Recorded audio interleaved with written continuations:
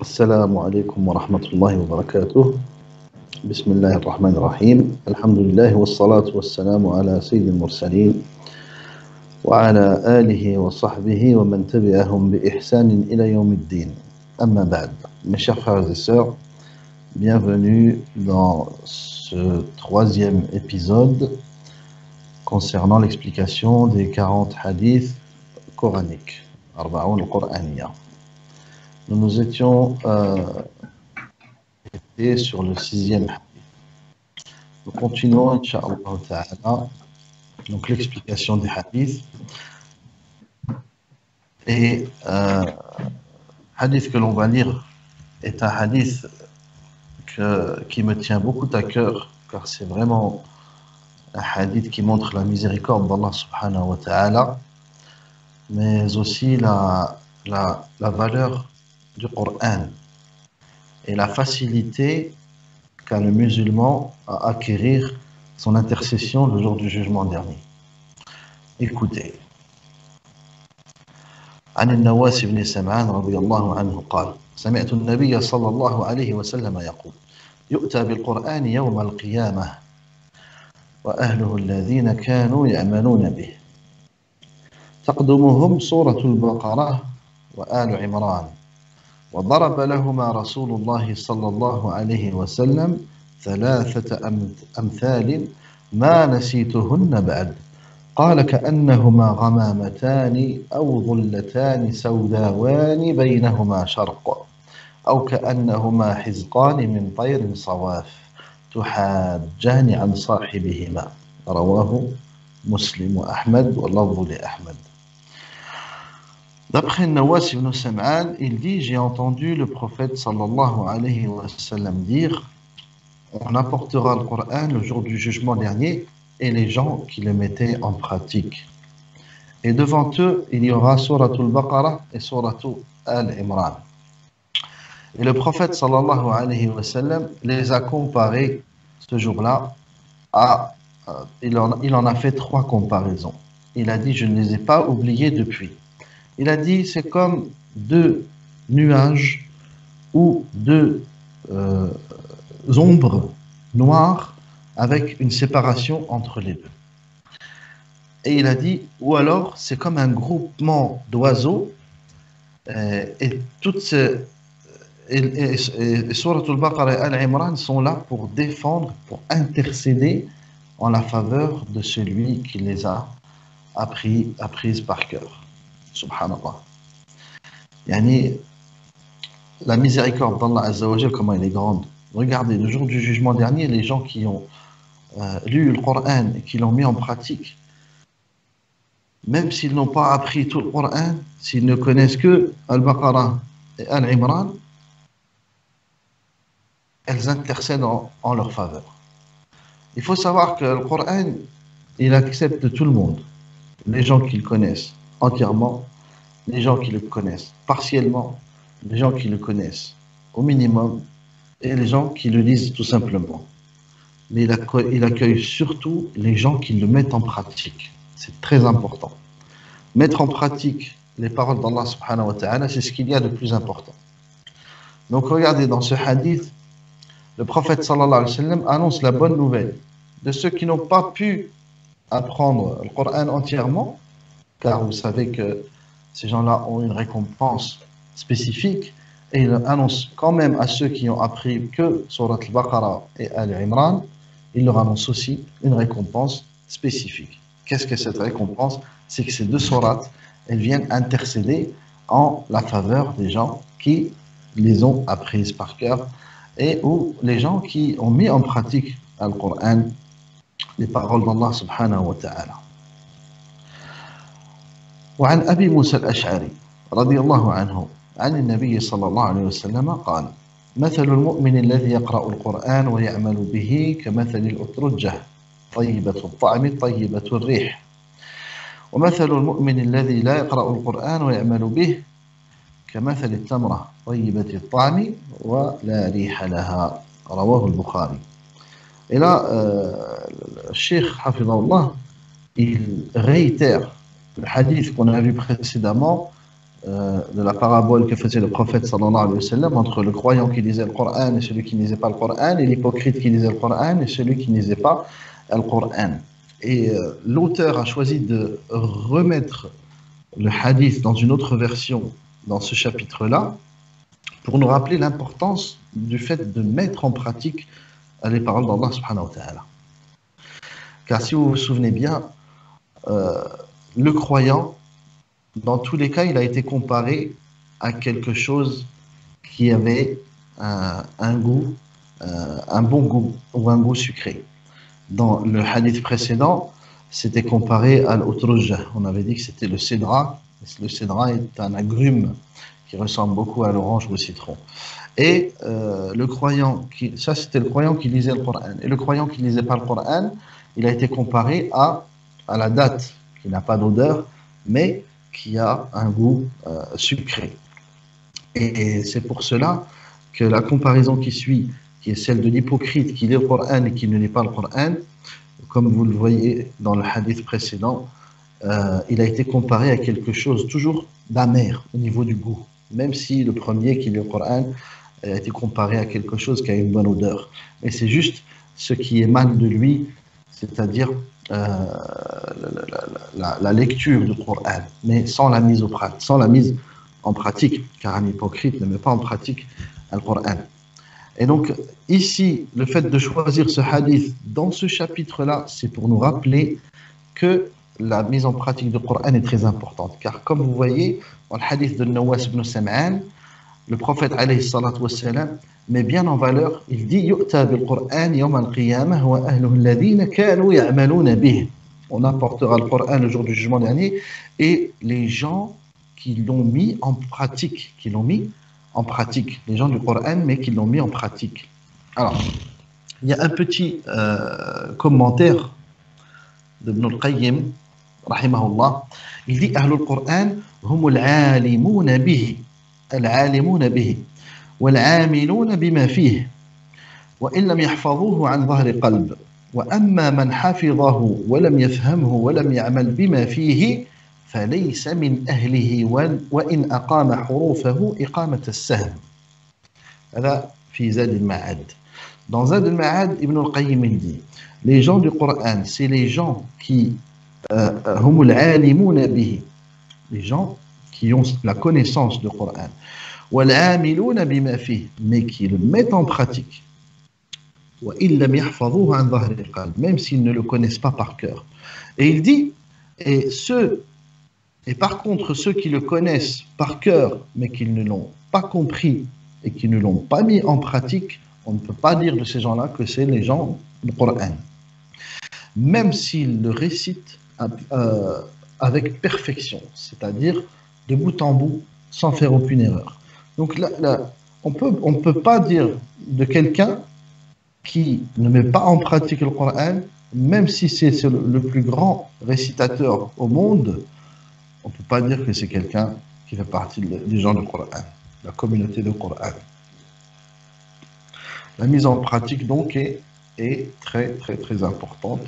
Et tous les hadiths qui relatent la récompense de celui qui apprend le Coran ou de celui qui lit le Coran, etc., n'est valable que si la personne le met en pratique.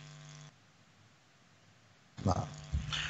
Je tiens juste à vous rappeler que vous pouvez poser des questions dans les commentaires et je tâcherai d'y répondre, Inch'Allah Ta'ala, donc soit à la fin de la séance ou à la séance prochaine. Je vous incite aussi à prendre note de certaines explications. Je vous incite aussi à certaines explications ou certains commentaires, Inch'Allah Ta'ala. Il faut savoir que l'apprenti en sciences, parmi son bon comportement, c'est de prendre des notes. Pourquoi prendre des notes? Parce que la mémoire, elle travaille beaucoup mieux avec l'écriture, avec l'écoute, avec l'ouïe. Et les choses que l'on écrit de la main ne sommes plus à même de nous en rappeler que les choses que l'on a entendues.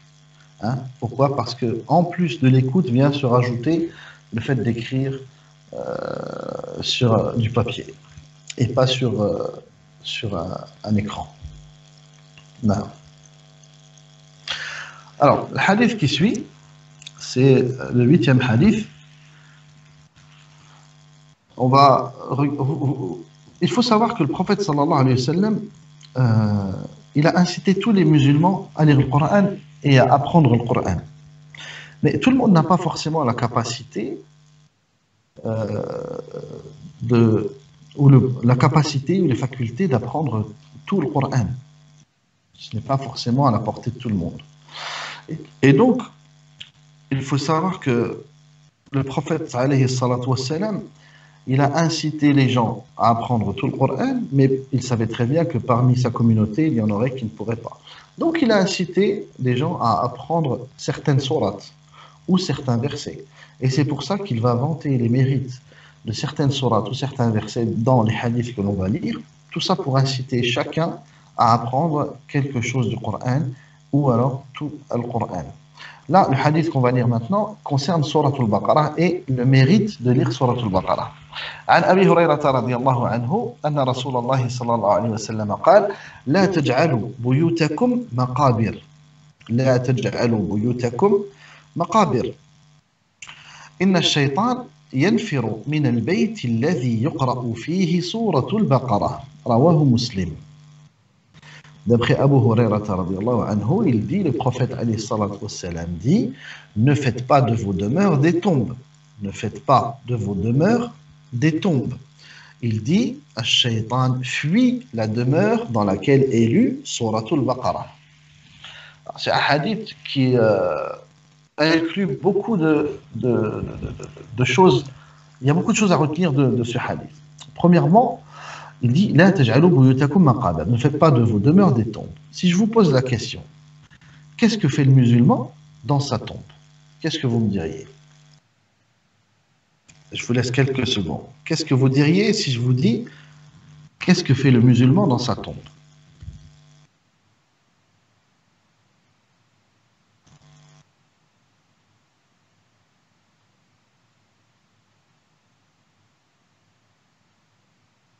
Le musulman dans sa tombe, tout musulman doit savoir ce que fait le musulman dans sa tombe.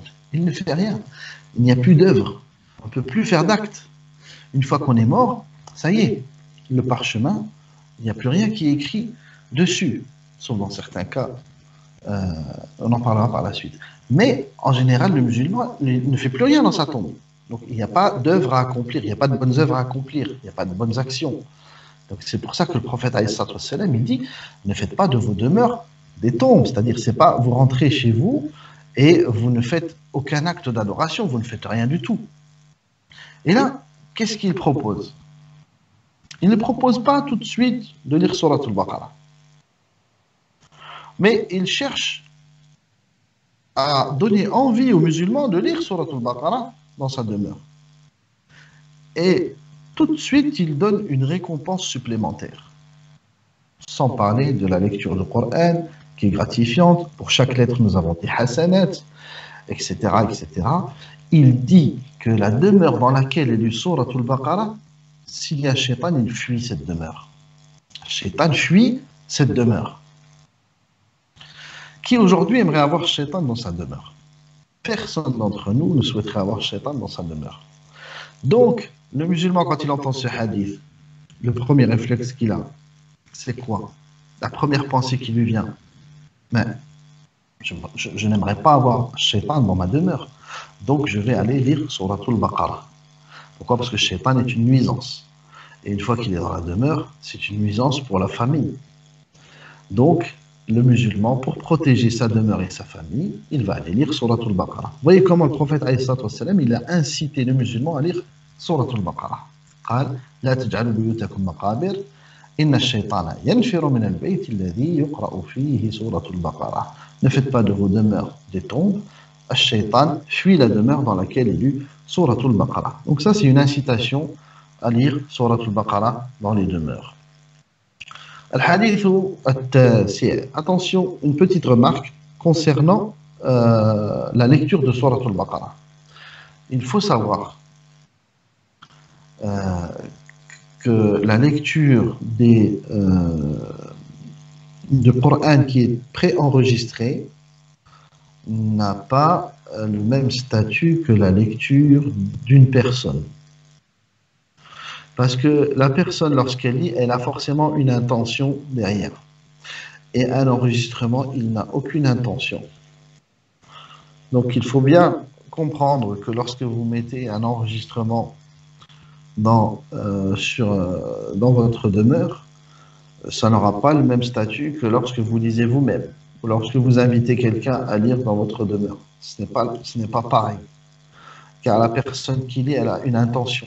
Soit c'est une intention de lecture et de méditation, soit une intention de lecture pour gagner donc la récompense, soit c'est une intention de lecture pour faire fuir ou pour faire fuir Ash-Shaytan, pour protéger sa demeure, soit c'est une intention de soin et de guérison par la ruqya, etc., etc. Toutes ces intentions n'existent pas sur un enregistrement.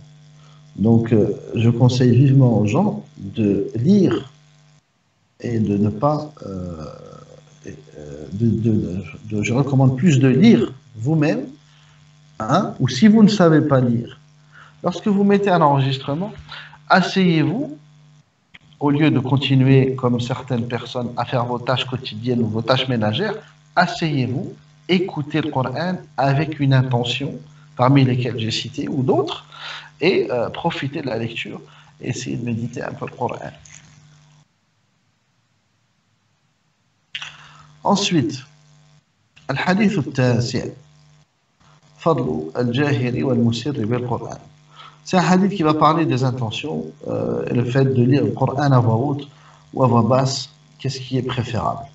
عن عقبة بن عامر الجهني رضي الله عنه قال سمعت رسول الله صلى الله عليه وسلم يقول الجاهر بالقرآن كالجاهر بالصدقة والمسر بالقرآن كالمسر بالصدقة. رواه الترمذي وأبو داود والنسائي وأحمد وقال الترمذي حسن غريب وصححه الألباني. Donc d'après Uqba ibn Amir, il dit, j'ai entendu le prophète sallallahu alayhi wa sallam dire, celui qui lit le Coran à voix haute, c'est comme celui qui montre son aumône. Et celui qui lit le Coran à voix basse, c'est-à-dire qui cache sa lecture du Coran, c'est comme celui qui cache son aumône. Qu'est-ce que cela veut dire? Alors, on va parler de l'aumône tout d'abord.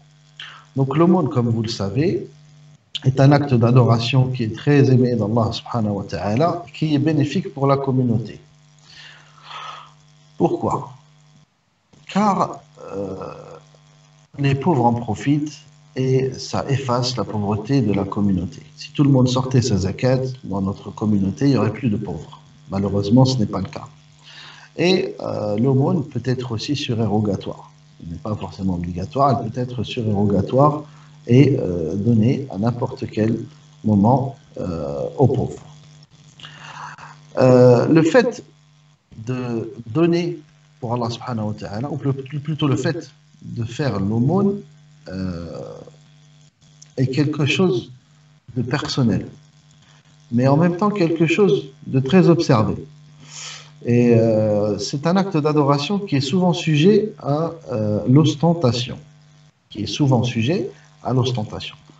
Et c'est pour ça qu'il est fortement recommandé de faire l'aumône cachée et pas l'aumône apparente, sauf dans certains cas où la personne, avec son intention, de faire cette aumône, il a l'intention d'encourager d'autres personnes à faire de même. Et la Sunna relate beaucoup de hadiths dans ce sens. Donc, si la personne est sûre d'elle et de faire l'aumône devant les autres, elle est sûre de son intention, c'est vraiment pour les encourager à faire la même chose, à ce moment-là, elle est autorisée à le faire dans ce sens-là. Si c'est dans un but ostentatoire, pour entendre les éloges des gens, à ce moment-là, l'aumône, elle n'est plus valable, elle n'est plus acceptée auprès d'Allah Azza wa Jal, car ce qu'a recherché la personne, ce n'est pas la satisfaction d'Allah, mais la satisfaction des gens. Pour la lecture du Coran, c'est la même chose. pour la lecture du Coran, c'est la même chose. Si la personne, lorsqu'elle est dans une assise et lit le Coran à voix haute, son intention, c'est de faire un rappel aux musulmans qui l'entourent en récitant les paroles d'Allah subhanahu wa ta'ala, à ce moment-là, il sera récompensé en fonction de son intention. Si par contre, c'est le fait de se pavaner et d'étaler sa jolie voix et d'entendre les éloges des gens concernant sa lecture, à ce moment-là, il aura ce qu'il a souhaité et il aura l'intention qu'il a eue lorsqu'il a demandé ou lorsqu'il a voulu réciter Al-Qur'an devant ces personnes. Donc, on revient toujours au premier hadith de Innamal a'malu bin-niyat. Alors, c'est un hadith, comme nous avons dit lors de la première séance, qui est vraiment, c'est un pilier dans notre religion. Car l'intention, si elle n'est pas sincère et exclusive pour Allah subhanahu wa ta'ala, l'acte, il n'est pas accepté.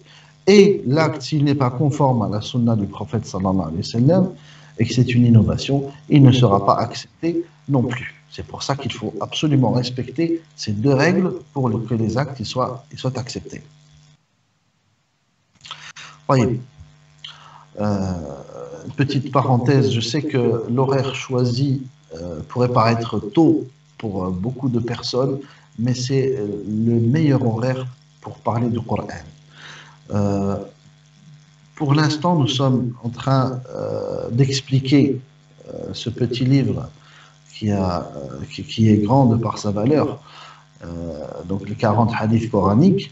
Mais sachez que nous essayons de mettre en place, donc avec la chaîne, une séance de correction du Coran. On va essayer de mettre en place une séance de correction. Donc, je vais choisir quelques élèves, Inch'Allah Ta'ala, qui pourront communiquer par Skype après la séance du hadith pour se faire corriger la lecture. Et en même temps, j'expliquerai donc les règles de tajwid lors de cette correction. Donc, le meilleur moment pour faire cela, c'est après la prière de Subh, car c'est le temps, c'est ce temps-là que le musulman devrait consacrer au Coran. Donc, j'espère que vous serez motivés pour cela et que l'on pourra, Inch'Allah Ta'ala, œuvrer dans ce sens et profiter de ce confinement pour revenir aux choses essentielles dans notre vie. Donc, on disait que la lecture du Coran, donc lorsque quelqu'un est sollicité dans une assemblée, ça peut être une occasion comme un mariage ou un repas familial ou pas familial, etc. Donc souvent, comme vous le savez, on demande à quelqu'un s'il peut lire un peu de Coran. Donc il faut obligatoirement que cette personne, elle corrige son intention. Hein. Si elle n'a pas corrigé son intention et qu'elle cherche derrière cela l'ostentation, l'éloge des gens, à ce moment-là, son acte ne sera pas accepté. Voilà, billah. Alors, dixième hadith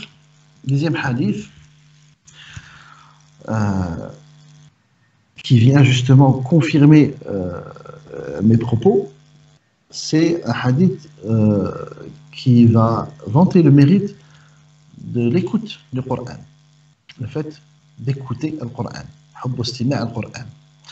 عن عبد الله بن مسعود رضي الله عنه قال لي رسول الله صلى الله عليه وسلم اقرأ علي القرآن. قال فقلت يا رسول الله أقرأ عليك وعليك أنزل؟ قال إني أشتهي أن أسمعه من غيري. قال إني أشتهي أن أسمعه من غيري فقرأت النساء حتى إذا بلغت. ماذا بلغ؟ فكيف إذا جئنا من كل أمة بشهيد وجئنا بك على هؤلاء شهيدا. فرفعت رأسي أو غمزني رجل إلى جنبي فرفعت رأسي فرأيت دموعه تسيل. رواه البخاري ومسلم واللفظ لمسلم. Ce hadith, beaucoup de musulmans le connaissent et vous allez voir qu'il y a beaucoup de leçons à en retirer. La première chose, c'est Donc, tout d'abord, nous allons le traduire. Abdullah ibn Mas'ud dit, le messager d'Allah, alayhi salatu wassalam, m'a dit un jour, il a dit, lis-moi Al-Qur'an. Et je lui dis, oh messager d'Allah, tu veux que je te lise le Coran alors qu'il t'a été révélé? Il dit, j'apprécie l'écouter d'une autre personne. J'apprécie l'écouter d'une autre personne. Et Abdullah ibn Mas'ud dit, j'ai lu Surat An-Nisa jusqu'au verset فكيف إذا جئنا من كل أمة بشهيد وجئنا بك على هؤلاء شهيدا. Donc le verset 41 de Surat An-Nisa. Puis il dit, فرفعت رأسي, et j'ai levé la tête. أو غمزني رجل إلى جنبي, ou quelqu'un m'a fait signe de lever la tête. Et j'ai levé la tête et j'ai vu ses larmes, et j'ai vu les larmes couler de ses yeux. C'est-à-dire le messager d'Allah était en pleurs à ce moment-là. Pourquoi? Si vous lisez le verset 41 de Surat An-Nisa, vous saurez pourquoi. Je ne vous le dirai pas, je vous incite à aller ouvrir votre mushaf, Surat An-Nisa, verset 41. Donc, la première chose, c'est que le prophète, malgré le fait que ce soit lui à qui il a été révélé, il appréciait aussi écouter le Coran d'autres que lui. Donc, le fait d'écouter le Coran aussi devient une sunna fortement recommandée. Et pas forcément de le lire ou de l'apprendre par cœur, mais aussi de l'écouter. Pourquoi? Parce que le fait de l'écouter, ça permet de le méditer. Et ça permet de le méditer. Excusez-moi, j'ai un insecte sur le projecteur qui fait des siennes. Donc ça permet de le méditer. Et pour certaines personnes, la méditation viendra plus par sa lecture, pour d'autres par l'écoute, pour d'autres par la lecture de l'exégèse, du tafsir, pour d'autres par les trois en même temps, etc. Mais le messager d'Allah appréciait l'écouter, et c'est pour ça qu'il a demandé à Abdullah ibn Mas'ud de lui lire le Coran. Et donc il a été ému par le verset 41 car il le concernait personnellement. Et c'est pour cela qu'il lui a dit d'arrêter de lire, comme on verra dans un autre hadith, où justement on retirera de ce hadith un certain comportement pendant les assises du Coran. Donc en plus du hadith précédent où on affirmait que l'intention du lecteur, elle devait être exclusive pour Allah Azza wa Jal, s'il devait lire à voix haute. Regardez ici, le prophète, c'est lui qui demande à Abdullah ibn Mas'ud, donc c'est le même cas de figure qu'on a cité tout à l'heure. Si quelqu'un demande à quelqu'un de lire le Coran pour qu'il l'écoute, il faut que le récitateur il ait l'intention justement l'intention pour Allah Azza wa Jal, et pas pour chercher des éloges ou ce genre de choses. Donc là, mais ça veut dire aussi qu'il est autorisé de demander à quelqu'un de lire le Coran. Ça veut dire qu'il est autorisé dans une assise de demander à quelqu'un de lire le Coran. Car beaucoup pourraient croire que non, il ne faut pas pendant les repas ou il ne faut pas que le Coran il soit lu. C'est une bid'a. Non, c'est pas vrai, c'est faux. Si on demande à quelqu'un de lire le Coran, bien sûr tout ça dans une intention louable, la personne, elle corrige son intention et elle lit le Coran. Regardez là, le prophète, malgré que ce soit lui à qui a été révélé le Coran, il a quand même demandé à autrui de lire le Coran. Donc il est autorisé de demander à autrui de lire le Coran. Alors, le hadith al-Hadi Ashar, irtibatu sahib al-Qur'an. Le fait d'être jaloux de celui qui connaît le Coran, ou de celui qui lit le Coran. Nous allons voir quel type de jalousie, de quel type de jalousie on parle ici. Alors, je lis d'abord le hadith en arabe, puis nous le traduisons en français, Inch'Allah Ta'ala. عن أبي هريرة رضي الله عنه أن رسول الله صلى الله عليه وسلم قال لا حسد إلا في اثنتين رجل علمه الله القرآن فهو يتلوه آناء الليل وآناء النهار فسمعه جار له فقال ليتني أوتيت مثل ما أوتي فلان فعملت مثل ما يعمل فعملت مثل ما يعمل ورجل آتاه الله مالا فهو يهلكه في الحق فقال رجل ليتني أوتيت مثل ما أوتي فلان فعملت مثل ما يعمل رواه البخاري وأحمد واللفظ للبخاري. Donc là, le hadith, il concerne euh, l'envie, ou plutôt le souhait, euh, le souhait de faire des bonnes œuvres. Et la jalousie par rapport aux actes d'adoration. Regardez, le prophète il dit il n'y a de jalousie en islam que dans deux choses. La première, c'est un homme à qui Allah Azza wa Jalla a donné le Coran. C'est-à-dire que cet homme-là, il connaît le Coran par cœur. Et il le lit de jour comme de nuit. Et un de ses voisins l'a entendu lire et a dit oh, si j'avais comme avait un tel, je ferais comme lui. C'est-à-dire, si je connaissais le Coran par cœur, je ferais comme lui. Je le lirais de jour comme de nuit. Puis il dit, et un homme, c'est la deuxième chose, car il est dans deux choses. La deuxième chose, un homme à qui Allah a donné la richesse et il la dépense entièrement. Yuhlikuhu fil haqq. Yuhlikuhu, ça veut dire qu'il n'en laisse rien du tout, mais que dans les bonnes œuvres. Et un homme l'a vu faire et il dit, oh, si j'avais eu comme avait un tel, j'aurais fait comme lui. Mais ces deux personnes le disent avec sincérité. Eh bien, le prophète, il a dit que la jalousie n'existait que dans ces choses-là. Que dans ces choses-là. Mais quelle est la jalousie dont on parle ici? La jalousie dont on parle ici, on l'appelle en arabe al-ribta. Al-ribta. C'est-à-dire que la jalousie, à la base, c'est quelque chose d'interdit. Pourquoi? Car c'est un caractère abject. C'est un caractère abject, le fait de voir un bienfait sur quelqu'un et de détester voir ce bienfait sur cette personne, c'est un caractère abject, car Allah Azza wa Jal, c'est lui qui a décidé de donner telle ou telle chose à telle ou telle personne. Donc le fait de détester cela, c'est comme si la personne, elle détestait le décret d'Allah Azza wa Jal. C'est quelque chose de grave, c'est un péché capital. Cependant, il est autorisé de souhaiter avoir la même chose pour pouvoir faire la même chose. Et là, on parle bien sûr du bien. Et dans tout le bien, le prophète a dit que ce n'est autorisé que dans deux choses. Al-Qur'an et la richesse. Al-Qur'an, car la personne le lit de jour comme de nuit, et la richesse lorsqu'elle est dépensée jusqu'au dernier cent dans le bien. C'est là où le musulman est autorisé à envier la personne et à dire ah, si j'avais eu comme avait un tel, je ferais comme il faisait.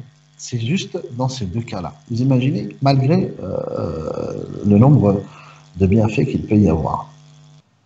Donc, pourquoi cela? Parce que ces deux actes sont des actes grandioses dans l'islam.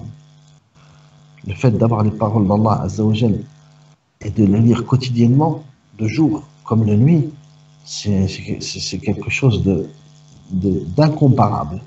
Et le fait d'avoir la richesse et de la dépenser, pas une partie, pas partiellement, pas la moitié, pas les deux tiers. Il a dit yuhlikuhu fil haqq.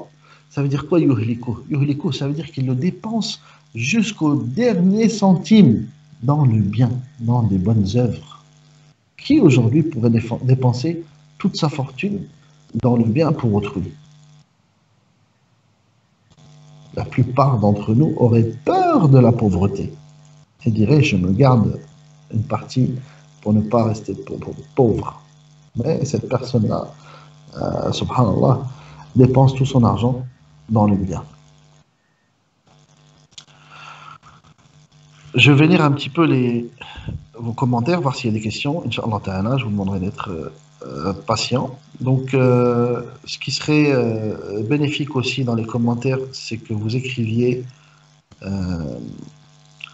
quelle lecture vous lisez, si c'est Hafs ou Warsh, pour savoir sur quelle base On commencera lors de l'explication des règles du tajwid.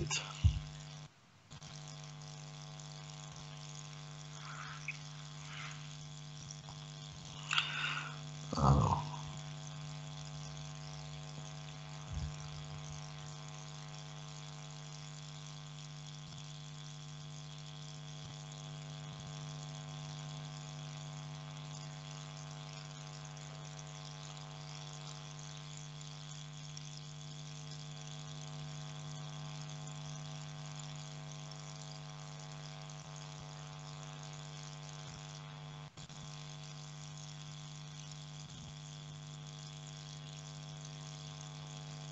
Je vois que c'est mitigé, donc entre Warsh et Hafs. On essaiera, Inch'Allah Ta'ala, de faire au mieux. Donc, s'il y a des personnes qui sont intéressées ou qui sont volontaires pour se faire corriger leur lecture, à partir de demain, Inch'Allah Ta'ala, vous contactez donc l'administrateur et vous lui laissez votre identifiant Skype. Comme ça, je vous contacterai personnellement pour voir, Inch'Allah, comment on va procéder et voir aussi le niveau, car il faudrait qu'il y ait une personne qui a un niveau moyen, un niveau débutant et un niveau moyen, pour pouvoir faire profiter les autres de ces erreurs, car quand il y aura une correction, j'expliquerai donc la règle de tajwid et je ferai la correction, comme ça tout le monde en profite.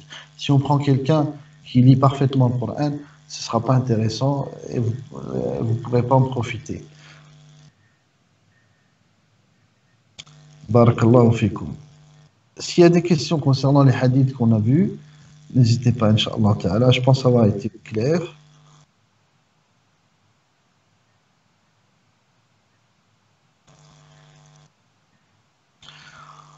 On m'a proposé la dernière fois un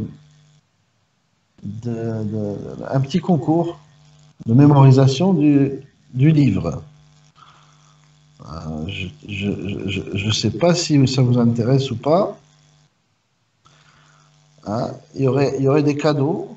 Il y aurait des cadeaux pour les gens qui ont donc, les 40 hadiths.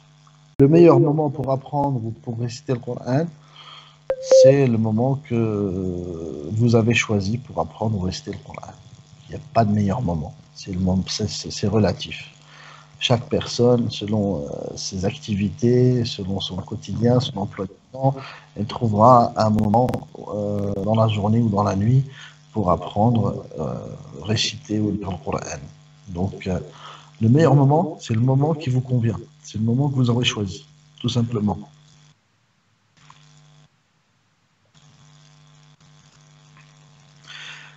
Alors, les méthodes bien précises pour apprendre, précises. Je dis toujours, la meilleure méthode pour apprendre, c'est d'ouvrir un mushaf. La meilleure méthode pour apprendre le Coran, c'est d'ouvrir le Coran, tout simplement. Beaucoup de personnes cherchent à apprendre le Coran et posent souvent ce genre de questions s'il y avait une recette miracle pour apprendre le Coran. La meilleure recette, c'est d'ouvrir votre mushaf et de commencer, tout simplement. Et après, les choses elles viendront toutes seules.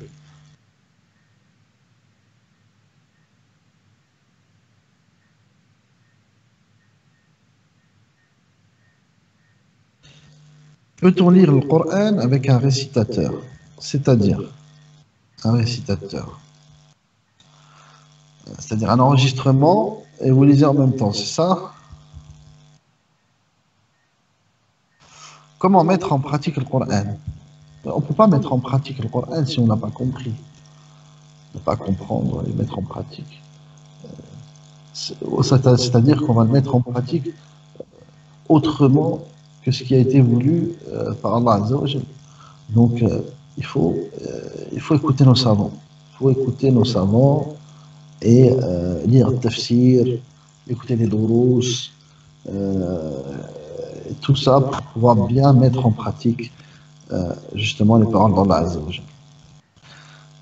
Donc, lire avec un récitateur, Oui, c'est possible. Oui, il y a beaucoup de personnes qui ont appris comme ça, avec un récitateur. Non. Mais il faut choisir un récitateur qui ne fait pas d'erreur dans sa lecture. Hein. Sinon, vous allez apprendre les mêmes erreurs que le récitateur. Et ça, c'est déjà arrivé. Je l'ai déjà vu personnellement.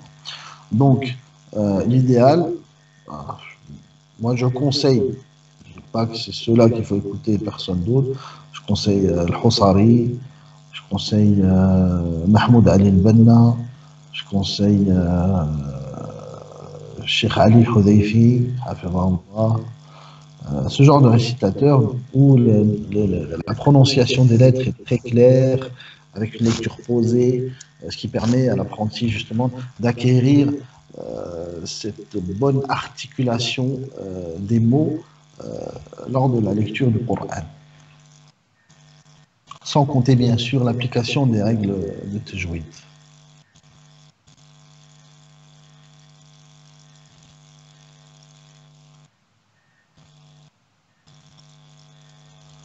Après, il y a d'autres récitateurs, bien sûr. Hein. Il y en a qui apprécient les contemporains, mais il faut juste bien veiller à ce que la lecture soit une lecture studio et non une lecture tarawih. Car pendant tarawih, la personne, elle est sujet à des erreurs pendant la lecture. Ah, il y a la pression de tarawih, euh, il y a la pression de la quantité de Coran récité, il y a beaucoup de choses. Donc, ce que je recommande, c'est toujours des enregistrements studio. Pourquoi? Parce que en studio, on peut corriger, rectifier, couper, coller, etc. Et c'est qu'une fois que le produit il est fini qu'on le met à disposition du public. Donc, c'est beaucoup mieux que les enregistrements de Tarawih.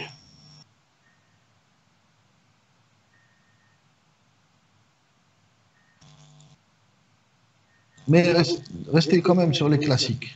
Hein. Dans votre phase mémorisation ou apprentissage, restez sur les classiques comme le Houssari, le Benna, le Menshawi et le Cheikh al-Hudayfi aussi.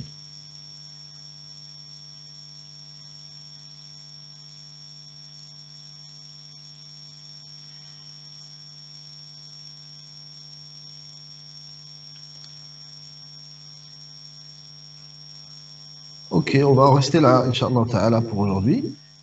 Et donc, je vous donne rendez-vous demain à 7 heures, Inch'Allah.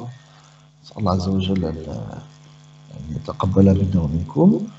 En espérant que demain, on aura quelqu'un pour faire la correction et essayer d'apporter un support papier et des crayons pour pouvoir écrire. Et n'hésitez pas à poser vos questions. Donc, on fera comme aujourd'hui, à la fin de la séance, Inch'Allah Ta'ala. On pourra, je pourrai lire vos questions et y répondre dans la mesure du possible. Donc, je vous dis à demain, Inch'Allah. Assalamu alaikum wa rahmatullahi wa barakatuh.